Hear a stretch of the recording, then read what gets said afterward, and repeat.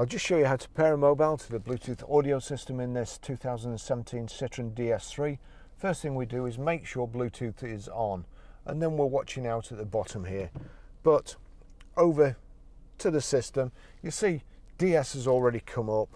I'll just click the menu so we can see what's going on here. But click on DS.